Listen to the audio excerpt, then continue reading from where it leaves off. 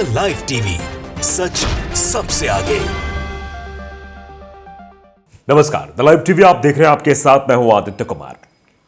देश की संसद हो या विधानसभा हो, हर जगह क्या चर्चा होनी चाहिए यह आप सबको पता है। दरअसल वहां पर प्रदेश के या देश के विकास की चर्चा होनी चाहिए। वहां पर कैसे देश को और देश के लोगों को समस्याओं से निजात दिलाना, यह सब चर्चाएं होनी चाहिए। लेकिन आजकल सदन में कुछ और ही चर्चाएं होती हैं। उत्तर प्रदेश के विधानसभा में राम मंदिर को लेकर चर्चा हो रही थी और राम मंदिर को लेकर बहुत सारे वक्तव्य भी मुख्यमंत्री योगी आदित्यनाथ की ओर से दिए गए कि राम मंदिर तो बन चुका है, ज्ञानव्यापी में भी प्रक्रिया शुरू हो चुकी है, उसके बाद मथुरा की बारी है। यानी पूरी तरीके से एक सदन जहां पर बात होनी चाहिए विकास की, जहां पर बात होनी चाहिए समाज के कल्याण की, जहां बात होनी चाहिए आम जनमानस की समस्याओं के निराकरण की, वहां बात हो रही है मंदिर बनाने की। आप समझिए, क्या यह सही है? इसका अंदाजा आप स्वयं लगाइए। लेकिन चलिए हम आपको एक खबर दिखाते हैं। इस खबर को लेकर सवाल पूछा जा रहा है कि ज्ञानव्यापी और मथुरा ही नहीं बल्कि इनके टारगेट पर तो 3000 मस्जिदें हैं। यानी आप जानते हैं कुछ दिन पहले कुछ आंकड़े जारी किए गए थे, आंकड़े प्रस्तुत किए गए थे। उन आंकड़ों के आधार पर सवाल खड़े किए गए थे कि कई मस्जिदें हैं जिनको तोड़ना है जहां मंदिर था। ताजमहल और कुतुब मीनार को भी इसमें शामिल किया गया था। तो कई जगहों को शामिल करके तोड़ने फोड़ने की बात की जा रही है और एक मंदिर की संरचना वहां तैयार की जाएगी और इसका खाका तैयार किया जाएगा। यानी सीधे तौर पर अगर ये बातें हैं तो आप समझ सकते हैं कि 1991 जो वर्शिप प्लेस ऑफ एक्ट है उसका भी उल्लंघन करने की कोशिशें होती हुई दिखाई दे रही है। क्योंकि 1991 में जो एक्ट बना था उस एक्ट का सीधा मतलब यही था कि आने वाले समय में किसी भी धार्मिक स्थल को लेकर विवाद उत्पन्न ना हो। राम मंदिर का विवाद क्योंकि उससे पहले था, इसलिए राम मंदिर का विवाद इसमें सम्मिलित नहीं किया गया था। यानी उसमें साफ तौर पर यह कहा गया था कि 1947 यानी आजादी के बाद से जो धार्मिक स्थल जिस जगह स्थित है और जिस हिसाब से वो चल रहा है, ईसाइयों का है तो ईसाइयों का, हिंदुओं का है तो हिंदुओं का, मुसलमानों का है तो मुसलमानों का, उसमें उसी आधार पर काम होता रहेगा। यानी उसी आधार पर पूजा अर्चना प्रार्थना इबादत या प्रेयर होती रहेगी। उसमें किसी भी तरीके का हस्तक्षेप नहीं किया जाना चाहिए, ये सीधे तौर पर कहा गया था। लेकिन यहां तो सीधे कहा जा रहा है कि ज्ञानव्यापी के बाद अभी मथुरा की तैयारी है। यानी विवाद को अभी और बढ़ाया जाएगा और इस तरीके के भाषण अभी और दिए जाएंगे क्योंकि चुनाव नजदीक है। और चुनाव जब जब नजदीक आता है तब तब ऐसे सिगोफे छोड़े जाते हैं, ऐसी बातें छोड़ी जाती हैं, ऐसी बातें की जाती हैं। तो इन बातों का क्या मतलब हुआ, ये इसका अंदाजा आप स्वयं लगा सकते हैं। एसटी हसन ने कहा कि इन लोगों के टारगेट पर तो 3000 मस्जिदें हैं। सवाल यह है कि आखिरकार यह सिलसिला कहां जाकर रुकेगा। उन्होंने कहा कि हमारी मांग है कि ऐसे बयान ना दिए जाए और मसलों को शांति से हल किया जाए। बिल्कुल सही बात है। ऐसे मसले जो हैं जहां पर विध्वंस करने की कोशिश हो वहां विध्वंस नहीं, वहां शांति से बैठकर समझौतों के आधार पर चीजों को आगे बढ़ाने में ज्यादा सहूलियत होती है।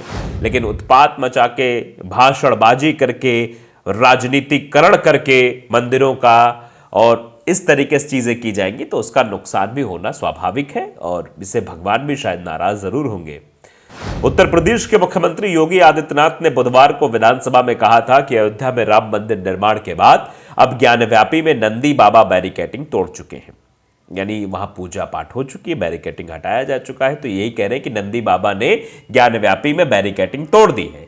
इसके अलावा कृष्ण जी भी कहां मानने वाले हैं। इस तरह उन्होंने साफ संकेत दे दिया था कि भाजपा अब अयोध्या के बाद काशी और मथुरा का मसला आगे बढ़ाने वाली है क्योंकि आगे चुनाव में उसकी आवश्यकता होगी और इन सब का रास्ता उत्तर प्रदेश से होकर जाता है। तो इसका सीधा मतलब है कि क्योंकि केंद्र का रास्ता भी उत्तर प्रदेश से होकर जाता है और तीनों मसले भी उत्तर प्रदेश के हैं, इसलिए योगी आदित्यनाथ ने इन तीनों मसलों को हवा देकर एक नई जो है बहस को छेड़ दिया है।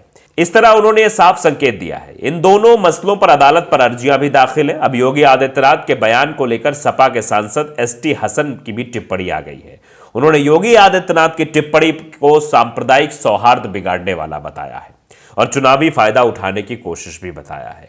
संसद सत्र में हिस्सा लेने दिल्ली आए एसटी हसन ने कहा कि इन लोगों के टारगेट पर तो 3000 मस्जिदें हैं। सवाल यह है कि आखिर यह सिलसिला कहां जाकर रुकेगा। उन्होंने कहा कि हम तो बहुत दिन से कह रहे हैं कि बाबरी मस्जिद का फैसला सुप्रीम कोर्ट ने सुलझा दिया और एक फैसला दे दिया। अब ज्ञानव्यापी है, उसके आगे मथुरा है, फिर ताजमहल और कुतुब मीनार है। इस तरह से 3000 मस्जिदों पर टारगेट है। यह सिलसिला कहां रुकेगा, यह अपने आप में बड़ा सवाल है। क्या इन लोगों को एहसास नहीं है कि इससे देश कितना कमजोर होगा? कुछ जिम्मेदारियां तो हमारे नेताओं की भी है। हमारे देश में अच्छा माहौल बने, इन मसलों को सहमति से सुलझा लिया जाए, इससे ज्यादा अच्छा क्या हो सकता है? इसमें विवाद की उत्पन्न करने की कोशिश क्यों की जा रही है? क्यों इसको बढ़ा चढ़ाकर दिखाने की कोशिश हो रही है? क्या चुनाव के लिहाज से सब हो रहा है? क्या पहले चुनाव जरूरी है या देश में समरसता जरूरी है, देश का विकास जरूरी है?